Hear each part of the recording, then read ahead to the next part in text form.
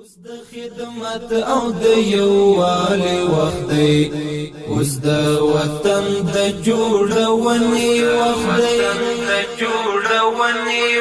دی، اوس په دې خاوره د جنګونو پر ځای د آبادۍ او رغونې وخت دی، د آبادۍ او رغونې وخت دی. اوس د خدمت او د یووالي وخت دی، اوس د وطن د جوړونې وخت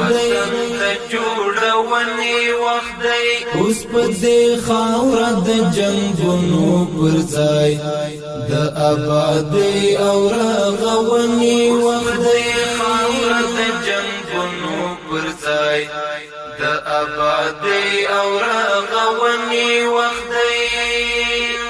اوس ضرورت د ښار او کلي مونږ ته هر هېواد وال سترګې نیولې مونږ ته، اوس ضرورت د ښار او کلي مونږ ته هر هېواد وال سترګې نیولې مونږ ته.